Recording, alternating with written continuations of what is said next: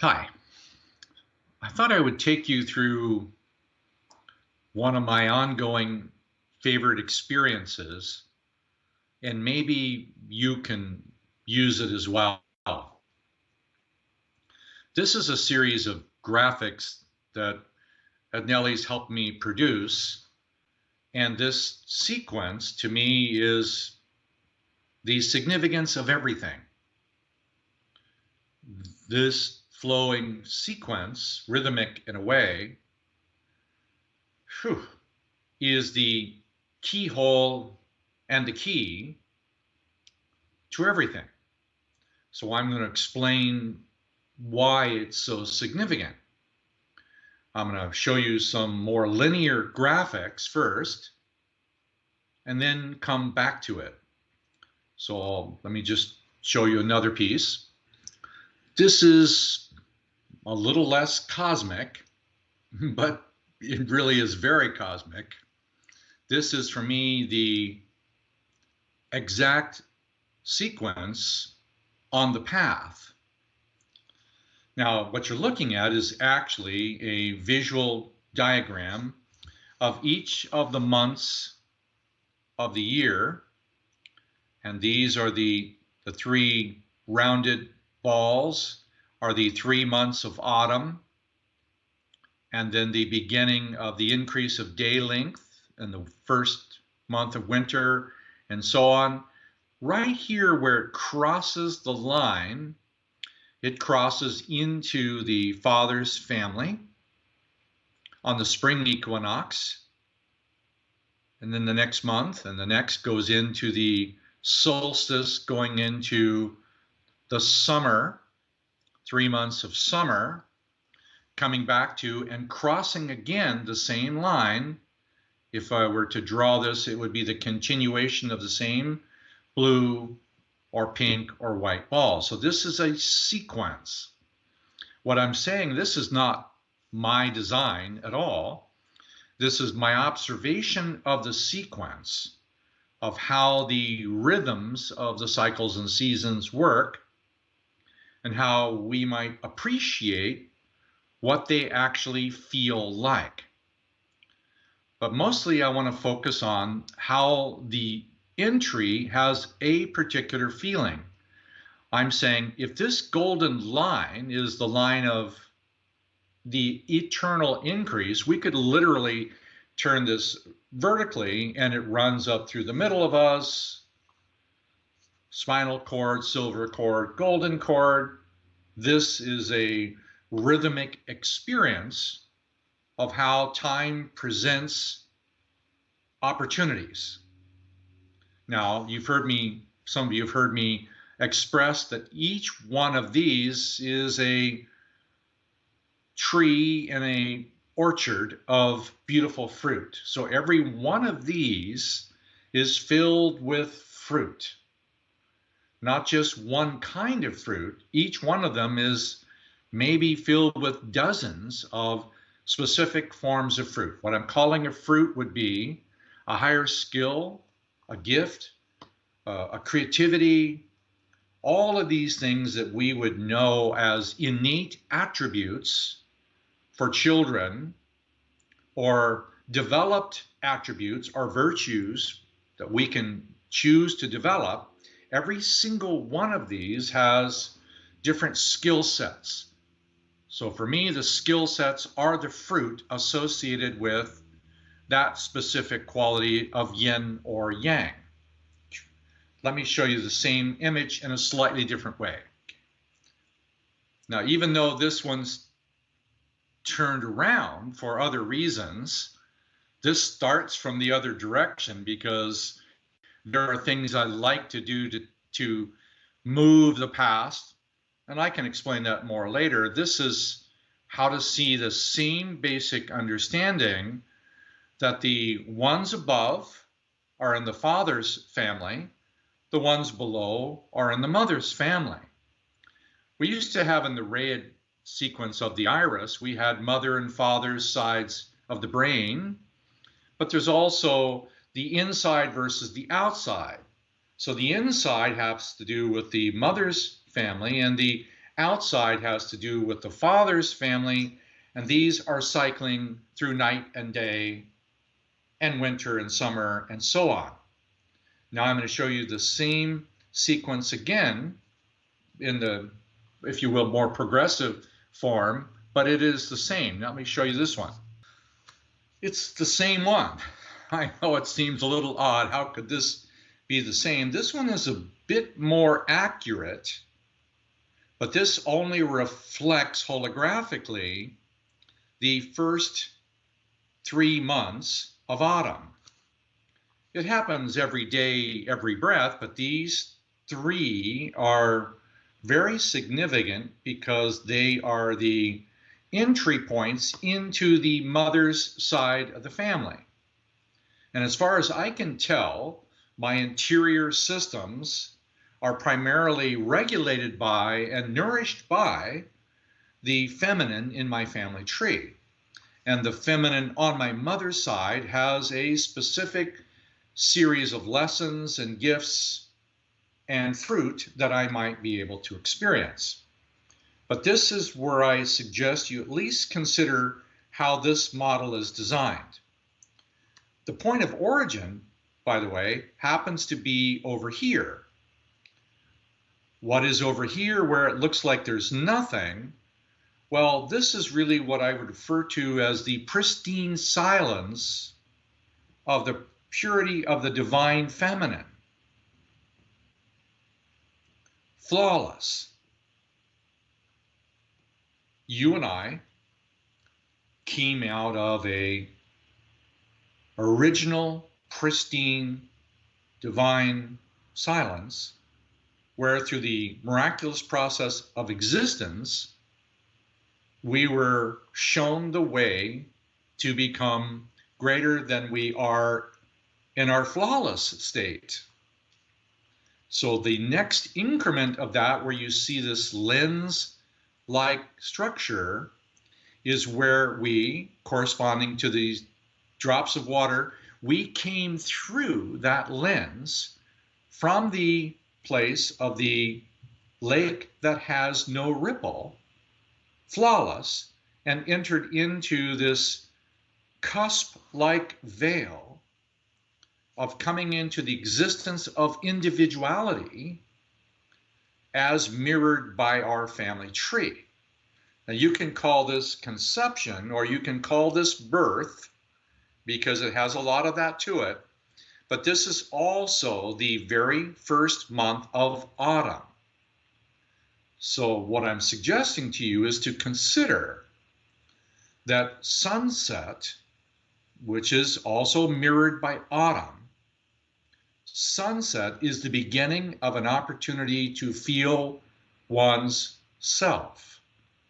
The sensory experiences at sunset, the colors are muted, the sun is down, the light is softer, and we're oriented to experience more of our own self rather than our entanglement or infusement into the material world.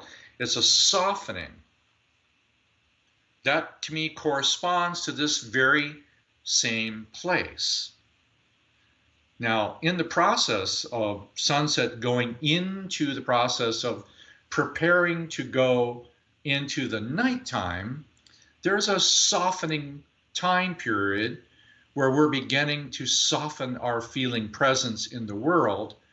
And then we go into that time period, typically between 8 and 10, where we step out of where we were in the material world, and we step through what sometimes feels like darkness. Sometimes it feels like emptiness. For some people, it produces anxiety.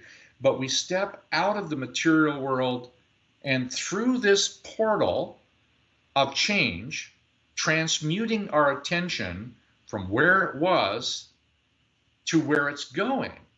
So this last part over here is that time period between 10 and 12, where actually we're no longer in our body or no longer in our mind, but we're now in a greater reality where there is stars, if you will, higher consciousness. So we return through this void, through this somewhat death-like experience of laying down, and we don't die, but we let go of the material world. But we also learn how to receive the spiritual world. This is a sequence. Now, the sequence of these different gates are available for you to be able to experience more consciously. That's why I'm laying them out as best I can and suggesting to you that you consider starting for a month on the first month of autumn to experience only this place as it relates to this place, meaning to experience your current state as it's reflected by your original pristine state. And it's very useful to begin the process of recognizing the condition that we're in, all of us individually and collectively. We came in and we occupied the genetic existence of our family tree, and then the neighborhood where we were conceived and born and grew up, the country, the culture, the race. We occupied all of this. Now, this occupying is also all of the progressive damage ever done to the earth, every war ever enacted upon somebody else. We entered into collective consciousness with our individuality and the individuality of our family tree. Shoot, I know that may seem like a lot, but we came from a pristine state. We can remember it. We don't need to return to it because it's never left us. What we have is the social emotional memory, most often encoded in our gene code with minerals, meaning literally the methylation crystals of the epigenetic on the genome are crystals or minerals. So we're embedded with all these memories. And then now we're asked to separate these memories through the experience of them, and we learn how to release, change, transmute, all other kinds of things. We learn how to change our family inheritance. And then we also eventually learn to go, thank you for all the wonderful things you gave me, grandmother. But some of these actually were created by you and belong to you. I'm willing to help you understand how to deal with them, but you learn how to perceive through empathy, a discernment that helps you see, thank you for that one, and by the way, no thanks for that one. Because I urge you to consider that mass consciousness is constantly wanting you to repeat what mass consciousness has done in the past. So if there's wars that's gone on for thousands of years, mass consciousness is always trying to progressively repeat them at higher and higher magnitudes of destruction. I know that sounds like a lot, but we have the opportunity to be able to become empathetically aware of the discreteness of what's yours, what's not yours, what is the divine purity of the authentic soul feel like, because it's not easy to get there while standing in a fog of enmeshment of your family tree. The only way we can really get there right now is through an act of faith. So while we're engaged in this, it's not a difficult time. It is an opportunity to experience moving through this. No, I'm saying, yes, it can be very unpleasant, but every unpleasant experience is an opportunity to use this part, which is the transformational part of the capacity of the heart to receive and transcend, to morph, to change, to transmute, to filter. So there's so many skill sets inside of this second phase or second month that are applied to the first month. So we're going to be applying, constantly applying the laundering or cleaning or changing through the process of emotionally feeling what's inside of it. To emotionally feel what's inside of us, and then to be able to definitively go, oh, this was something imprinted in me without my will being involved. Anything unloving imprinted in you by someone else can be removed. Now, not necessarily always by you. You can get people that can help you remove things imprinted in you under the age of 8. Now, somewhere around the age of 8, a door closes, and it's your responsibility to remove them. So the process of removing them requires just a sincere desire to want to feel what's there. And then you can examine your intention and motive. Now, why do you want to do this one to go there? Why do you want to transform, clean, feel all of this muck?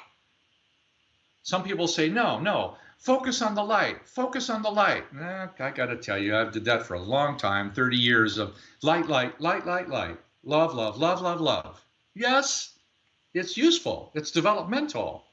Then you find out that the only way really to go into the higher light function is to return with a greater degree of a singularity in your responsibility to be your original, authentic soul as it was originally inspired to be, and then accept the responsibility to transmute everything that you acquired from your family tree, and that transmuting process is enabled by the sincere desire of the higher consciousness to help you do it.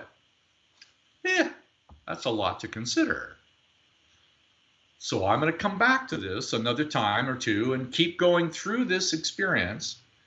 So pristine self, childhood acquired self, transmuted, cleaned by every nighttime experience where you're asking higher consciousness to help you do this. That's, to me, a bit of a map. So each one of these is a different month, a different hour of the day, all lined up with this perfect linear experience of time, all of them having fruit trees every step of the way.